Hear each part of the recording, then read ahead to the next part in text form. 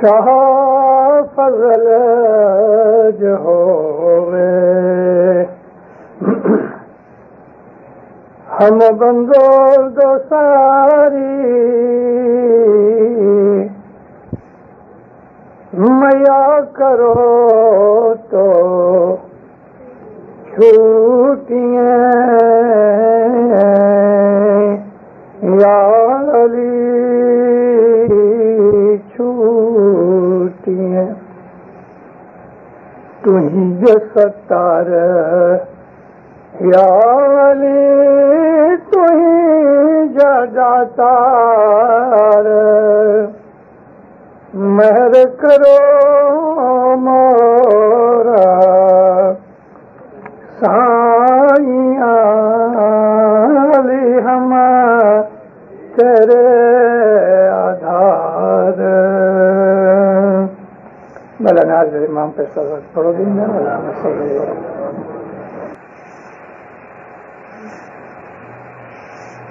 خدا تعالیٰ نے رسول کے اوپر محمد رسول اللہ کے اوپر اپنے دین اسلام کو مکمل کیا. لاکھوں سال سے کہ ہمیں معلوم نہیں کہ کتنے سال سے خدا تعالیٰ کے نبی اس دنیا میں آتے رہے. ہر زمانے کے حساب سے خدا نے انسان کو اپنی ہدایت بھیجی. اس وقت ہمارے سامنے جو دنیا کے دین ہیں، ان دینوں میں پرانے سے پرانا دین وہ ہندوؤں کا سناتن ہے، جس کے اندر وید ہے. اس سے زیادہ پرانی مذہبی کتاب دنیا میں کوئی نہیں.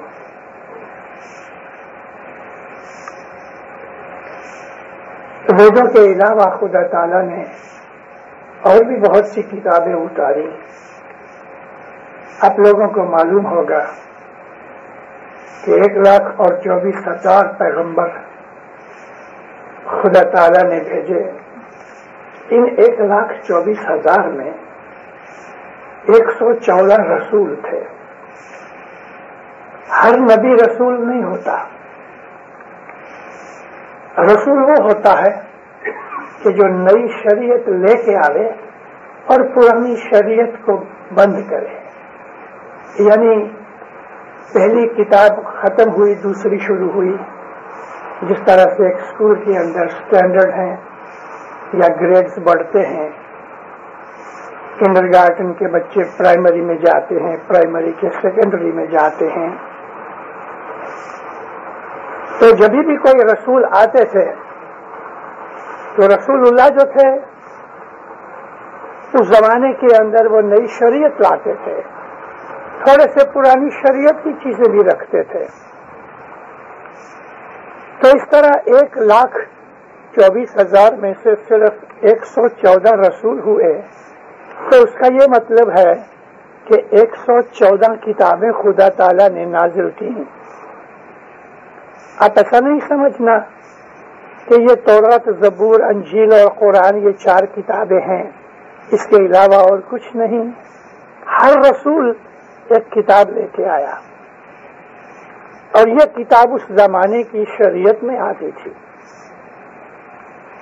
اب جو تورات آپ لے لیں جو حضرت موسیٰ علیہ السلام کے اوپر اتری، تو موسیٰ علیہ السلام سے پہلے حضرت ابراہیم رسول تھے، نبی بھی تھے، رسول بھی تھے. تو حضرت ابراہیم علیہ السلام کے اوپر جو صحیفہ اترا یعنی کتاب اتری وہ کہاں ہے؟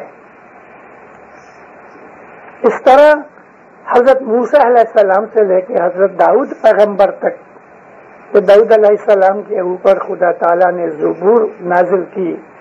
تو تورات اور زبور کے درمیان، حضرت موسیٰ اور داؤد علیہ السلام کے درمیان اور بھی کچھ نبی یا رسول آئے ہوں گے، ان پر بھی کچھ کتاب اتری ہوگی، اور وہ کہاں ہے؟ تو اس طرح ایک بات ضرور بنی کہ تورات اور زبور کے درمیان جو کچھ بھی ہوا وہ زبور میں آ گیا، اور زبور سے پہلے جو کچھ تھا وہ زبور میں آ گیا، اور اس کے بعد انجیل میں آیا۔ لیکن خدا تعالیٰ نے قرآن پاک میں فرمایا ہے کہ آج تک جتنے بھی میں نے صحیفے اتارے وہ سب ملا کے قرآن شریف میں ہے۔ تو قرآن کے اندر وید کا علم بھی ہے، گیتا کا علم بھی ہے، تورات و زبور کا علم بھی ہے، انجیل کا علم بھی ہے۔ تمام 1,24,000 نبیوں کو جو کچھ بھی ہدایت خدا نے فرمائی اس کا جو لب لباب یعنی نچوڑ اور ایسنس ہے وہ قرآن شریف میں ہے۔ میں نے آپ کو یہ بات اس لیے سمجھائی کہ مجھے جو کہنا ہے وہ آپ کو سمجھ آ سکے۔ تو ان تمام پرانی کتابوں کے احوال ہم کو ان تمام صحائف پڑھنے سے ملتے ہیں۔ الحمدللہ میں نے جب ویدوں کی اسٹڈی کی اور تورات و زبور بھی پڑھی، دوسرے مذہب کی کتابیں بھی پڑھی، پارسی مذہب کی زندہ وسطہ بھی پڑھی، ان تمام کتابوں کے اندر جب بگننگ تھی تو خدا تعالیٰ کے فرامین جو تھے وہ بڑے سخت تھے۔ جو زمانہ بدلتا گیا اور دنیا کے اندر تہذیب بدلتی گئی، لوگ علم والے اور ایجوکیشن والے بڑھتے گئے، انسان کی سمجھ اور انسان کا جو مزاج تھا وہ بدلتا گیا، اس حساب سے خدا کا پیغام بھی بدلتا گیا۔ ان تمام کا لباب یہ ہے کہ جیسے جیسے زمانہ بگڑتا گیا، گناہ بڑھتے گئے، تیسے تیسے خدا تعالیٰ کی بخششیں بڑھتی گئیں۔ تو رسول پاک محمد صلی اللہ علیہ وآلہ وسلم کے اوپر جو خدا نے قرآن پاک نازل فرمائی، تمام کتابوں کا یہ ایسنس اور نچوڑ ہے۔ لیکن قرآن پڑھنے سے ایک بات ظاہر ہوتی ہے، جو خدا کہتا ہے کہ میں نے اپنے آپ کے اوپر اپنی رحمت نازل کر رکھی ہے، لازم کر رکھی ہے۔ یعنی خدا فرماتا میں ہر حالت میں میں رحمت کروں گا۔ پہلے صحائف میں یہ چیز نہیں ہے۔ اس آخری دور کے اندر، اس آخری پیغام کے اندر خدا تعالیٰ نے جہاں کے شیطان کا زور بڑھتا گیا، خدا کی رحمت بڑھتی گئی۔ ہمارے گرپی صدر الدین نے بہت سی کتابیں لکھی ہیں، وہ فرماتے ہیں کہ 4 یگ کا حساب کریں، حالانکہ 4 یگ سے پہلے بہت زمانہ تھا۔ 4 یگ سے پہلے 4 کلب تھے، 4 کلب سے پہلے 3 کرن تھے، 3 کرن کے پہلے کا زمانہ بھی ہے۔ 4 یگ، اس کی میں آپ کو ارتھمیٹک دینا نہیں چاہتا کیونکہ بے حساب لمبا ٹائم ہے، کمپیوٹر چاہیے اس کو کیلکولیٹ کرنے کے لیے۔ یہ جو ہمارے 4 یگ ہیں یہ 43,20,000 برس لمبے ہیں۔ 4.32 ملین ایئر ہوتے ہیں، اس میں بھی 4,25,000 برس باقی ہیں، یعنی لگ بھگ 40-39 لاکھ برس گزر چکے 4 یگ میں سے۔ لیکن یہ سارے کے سارے 4 یگ ملا کے 43,20,000 برس ملا ہوئے، تو جو آخری کلب تھا 4 کلب میں سے، تو اس کی 4 گھڑیوں کے برابر یہ 40 لاکھ برس، تو کلب کتنا لمبا ہوگا۔ اس طرح اس کے پہلے جو کرن تھے تو اس کا بھی حساب کرو تو حساب بگڑ آتا ہے، یعنی کروڑوں نہیں اربوں اربوں اربوں برس ہو چکے اس زمین کو۔ صرف اس زمین کے اوپر انسان رہتا ہے، اس کو بھی تو بہت بڑا عرصہ گزر چکا۔ ان تمام باتوں کا کبھی ہم خیال کریں تو پیرسن کبیر کہتے ہیں کہ یا مولا میں نے 8 لاکھ کرن تیری عبادت کی، تب تو اتنا راضی ہوا کہ تو نے مجھے اپنا دیدار دیا۔ 8 لاکھ کرن، یا خداوند 8 लाख करण पीरे तारी बंदगी जय कीती, प्यारे ते मुख दिखलाया जी या खुदावंद। 8 लाख बरस 8 लाख करण मैंने बंदगी की, तब जाके तूने दीदार दिया। अब उसके सामने हम लोगों को 1 घंटा मौला ने इनायत किया कि तुम 1 कलाक के अंदर, 1 घंटे के अंदर, इन 60 मिनटों के अंदर अगर सच्चे दिल से इबादत करोगे तो तुम्हें दीदार मिल सकता है। कहाँ वो 8 लाख करण, और वो भी पीर की इबादत, और कहाँ हमारी 1-2 मिनट की इबादत। ये क्या चीज जाहिर करती है? करम और रहम। बहाना ढूंढता है दीदार देने का। तो मैंने जो आपको पीर हसन का 20 दिन का गिना सुना है कि साहिब तेरा करम जो होवे, फजल होवे। करम कहते हैं कोई कारण के बगैर, कोई वजह के बगैर रहम कर देवे, और फजल कहते हैं कि हमारी तौफीक नहीं, हम लायक नहीं, हमने कुछ नहीं किया, फिर भी हमको बख्शिश देता है, उसको फजल कहते हैं। जब हम खाना पीना खाते हैं और बहुत सी चीजें होती हैं तो हम कहते हैं हाजा मिन फजल रब्बी, ये सब कुछ खुदा के फजल से है। मतलब ये कि उसने बख्शिश दी है। फिर रसूल कबीर दिन के गिनानों के अंदर खुदा की रहमत और करम का बहुत जिक्र है। साहिब तेरा करम होवे, तेरा फजल होवे, हम बंदो दोसारी, या मौला मैं बंदा हूँ, दोसारी हूँ। दोसारी कहते हैं इधर का भी उधर का भी, एक का नहीं, यानी दुनिया का भी हूँ, दीन का भी हूँ। मेरा ध्यान दुनिया में भी जाता है, दीन में भी जाता है। मैं दोसारी हूँ, 2 तरफ हूँ मैं। और हम दुनिया छोड़ नहीं सकते, क्योंकि हमको दुनिया में भेजा गया है। हमारे ऊपर खुदा ताला ने कुछ फराइज रखे हैं। पहला फर्ज ये है कि हम अपनी रोजी ढूंढें। फिर बीवी बच्चे आते हैं तो उनको पालने का भी हमारे ऊपर फर्ज है। माँ बाप की खिदमत का करना फर्ज है। यानी दुनियादारी भी रखी है। और इसके अलावा वो परवरदिगार जिसने हमें सब कुछ दिया, पैदा किया, उसका हक तो सबसे ज्यादा है। तो यार मौला क्या करूं, मैं दुनिया में भी फंसा हूं, दीन में भी हूं, मैं भूलता नहीं हूं, लेकिन मैं दोसारी हूं। हम बंदो दोसारी, मया करो तो छूटिए, तू अगर रहम करे तो मैं इसमें से छूट सकूं। ये जंजाल में से निकलना बहुत मुश्किल है। पीर ने एक जगह कहा है ना कि कुटुंब परिवार जो है वो एक जंजाल है। जंजाल यानी ऐसी चीजें कि जो फंसा देती हैं आदमी को, आदमी उसमें से निकलना नहीं चाहता। समुद्र में अंदर एक जानवर है मछली की तरह, मगर वो मछली की तरह लंबा नहीं, ऐसा गोल होता है, लेकिन उसके 8 हाथ होते हैं। उसको इंग्लिश में टेंटेकल्स कहते हैं। 8 टेंटेकल्स होते हैं, उसको ऑक्टोपस कहते हैं इंग्लिश में। तो ये ऑक्टोपस अगर किसी को पकड़ता है तो उसमें से छूट नहीं सकता। कभी उसको एक हाथ में से छूट जाएगा तो दूसरे पकड़ लेंगे।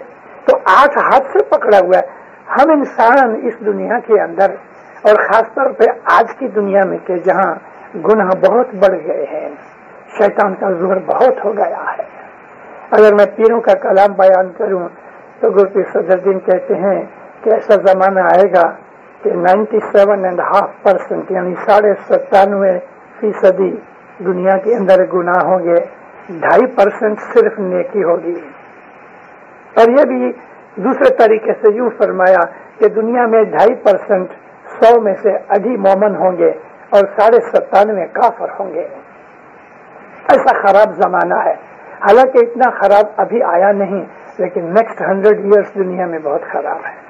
मैं बहुत दफा वाज़ों में 5-7 साल हुए मैंने बोलना शुरू किया है कि दीनदारों जमाना आहिस्ता आहिस्ता खराब होता जाएगा।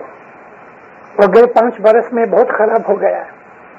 आने वाले 5-10 बरस में इससे ज्यादा खराब हो जाएगा।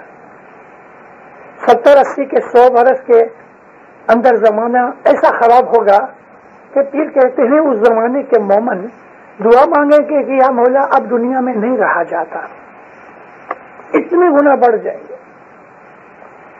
ان گناہوں سے بچنے کا ایک ہی رستہ ہے اور وہ ہے خدا کی یاد، اس کی عبادت۔ اللہ فرماتا ہے کہ خدا کے ذکر سے دلوں کو راحت ملتی ہے، تسکین ملتی ہے، اس کے کرم پانے کا کوئی بہانہ ہونا چاہیے۔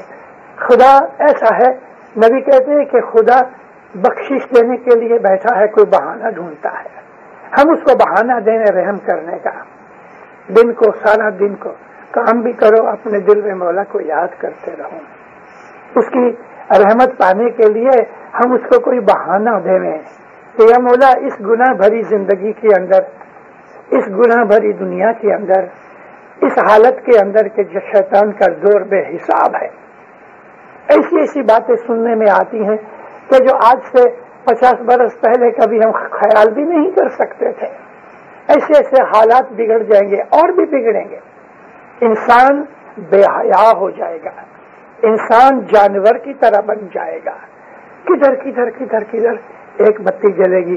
پھر شمس ماں باپ کہتے ہیں کہ 12 کوس پہ ایک بتی جلے گی، یہ 12 کوس کے لگ بھگ 25 میل ہوتے ہیں، 2 میل کا ایک کوس ہوتا ہے، تو پھر کہتے ہیں 25 میل پہ ایک بتی جلے گی۔ یہاں بتی جلنے کا مطلب دل کے اندر نور کی بتی کی بات ہے کہ 25 مائل میں پھرو، ان لاکھوں آدمیوں میں سے ایک آدمی ملے گا کہ جس کے دل میں خدا تعالیٰ کی محبت اور اس کا نور ہوگا۔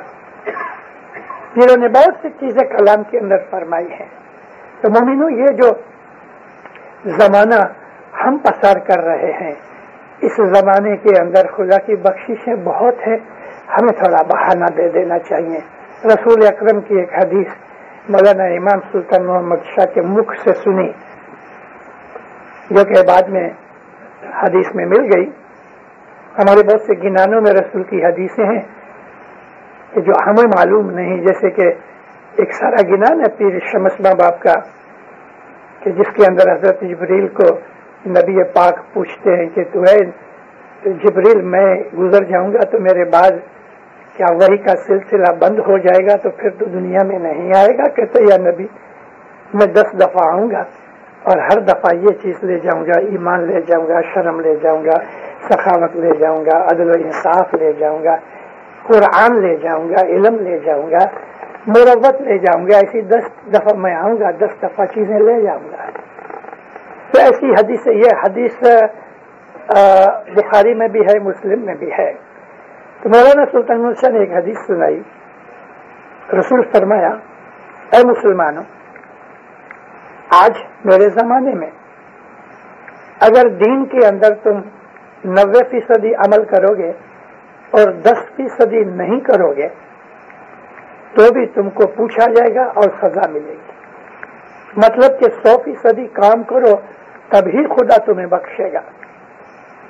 لیکن ایسا زمانہ آئے گا کہ تم صرف 10% عمل کرو گے اور 90% نہیں کرو گے تو خدا تعالیٰ تم کو بخش دے گا، 10% کرنے سے بھی تم کو معاف کر دے گا۔ وہ زمانہ یہ ہے۔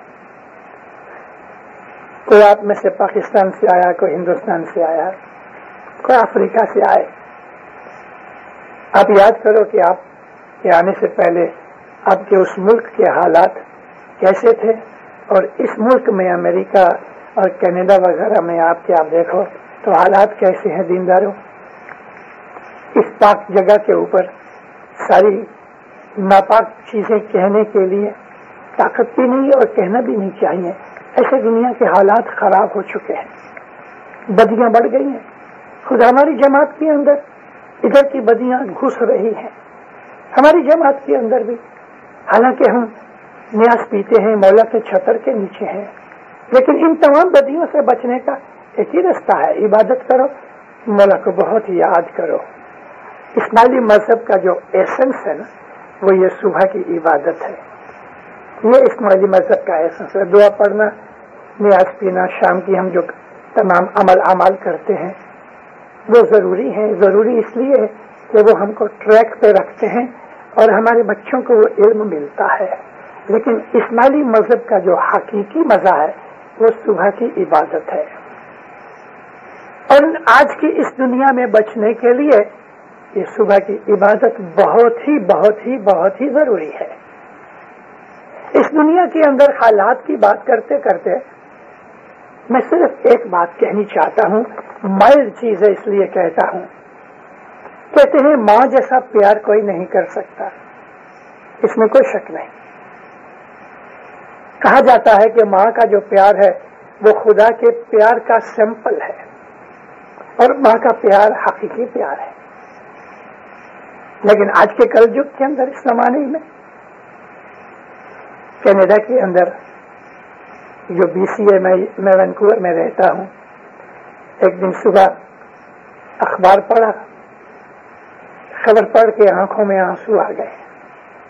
کیا پڑھا میں نے کہ ایک ماں نے جو ڈرگ پیتی تھی، کچھ کام کرتی ہوگی، ڈرگ کے نشے میں ہوگی، اس کی 2.5-3 برس کی لڑکی تھی، کچھ مانگتی ہوگی، ستاتی ہوگی.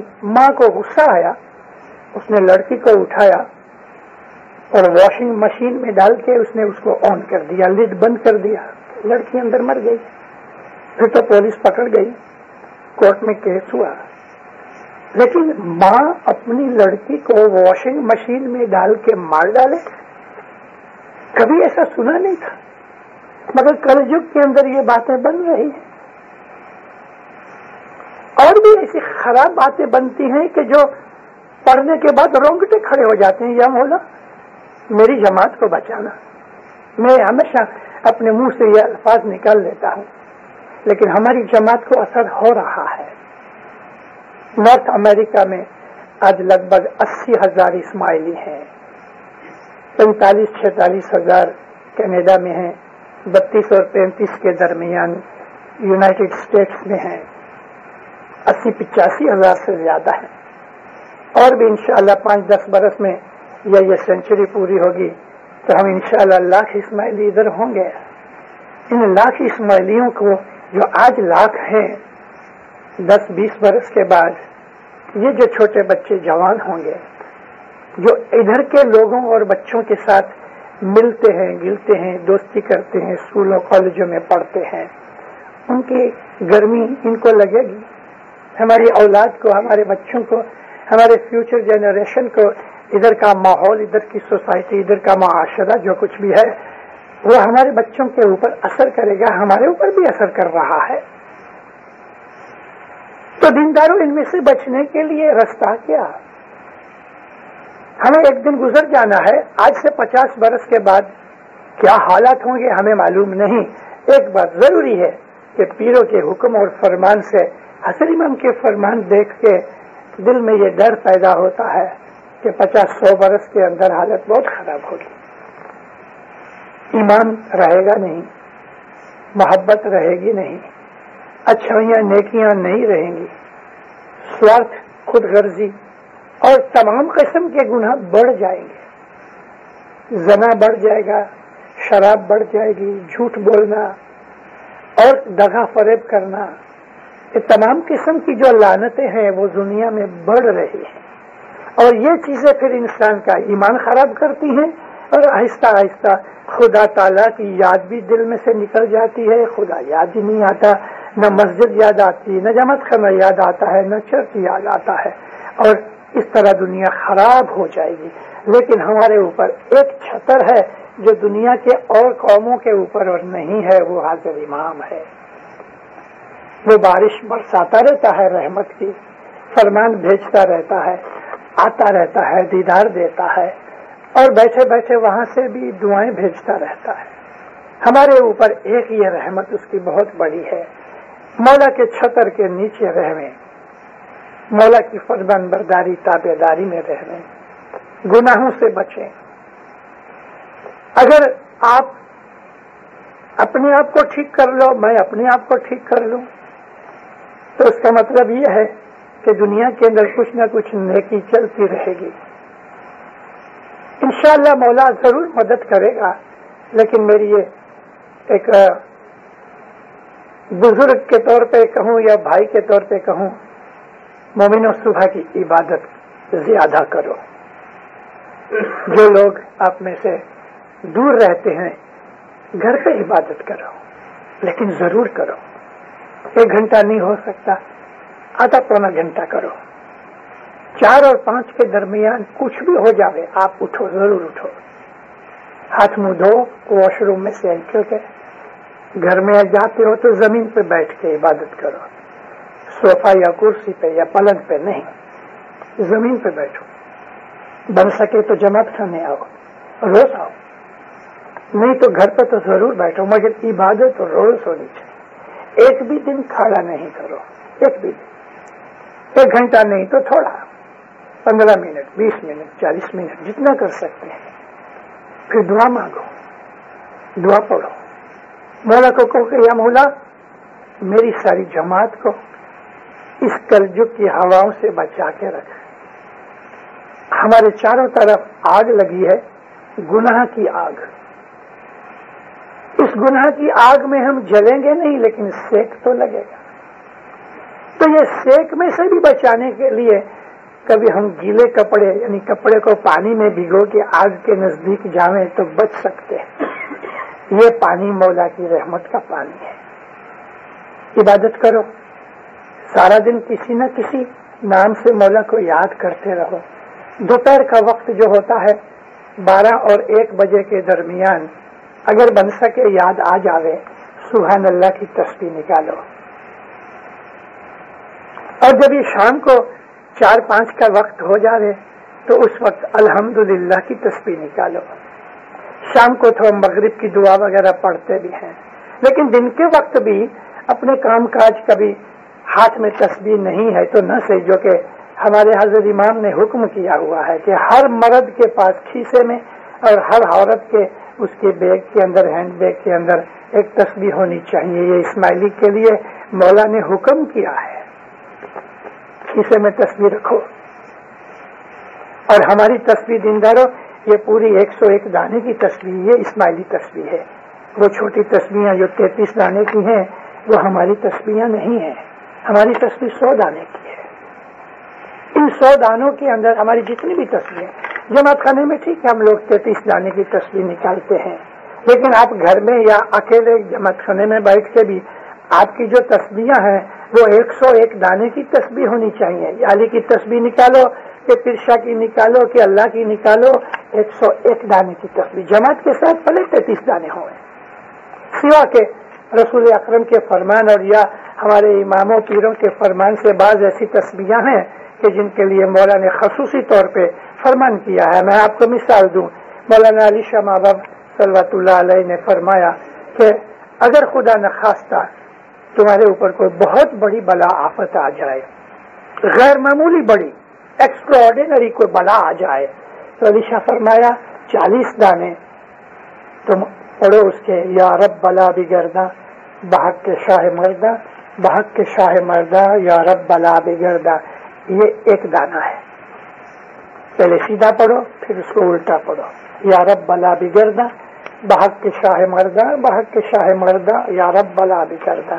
40 دانے فرمان کیا ہے، اور فرمایا ہے کہ یا تو 3 دن یا 7 دن یا 40 دن یہ تسبیح پڑھو، لیکن کوئی معمولی تکلیف میں نہیں، بہت بڑی بلا آ جائے، انگلش میں کہتے ہیں کہ کیلامٹی آ جائے تو ہی پڑھو۔ مولانا امام سلطان محمد شاہ نے فرمان کیا، یہ کچھ کا فرمان ہے کہ جس جماعت میں تم کو خدا نے جنم دیا اس جماعت کے واسطے بھی تم ایک تسبیح نکالو، 40 دانے پرشا کے نکالو، تو پرشا کے 40 دانے روز نکالو جماعت کے لیے کہ یا مولا جماعت کو آباد کر، جماعت کو مضبوط کر، جماعت کی بلائے آفتیں دور کر۔ تو جہاں اماموں نے پیروں نے ہم کو خصوصی طور پہ کہا ہے کہ تم یہ 40 دانے نکالو، کہ جیسے کہ ہم بی بی فاطمہ کی تسبیح نکالتے ہیں تو رسول اکرم نے 33 دانے فرمان کیے ہیں۔ اس کے علاوہ باقی ہماری ساری تسبیحاں 101 دانے کی ہیں، اور ان تسبیحوں کے اندر بہت قوت ہے، طاقت ہے، برکت ہے۔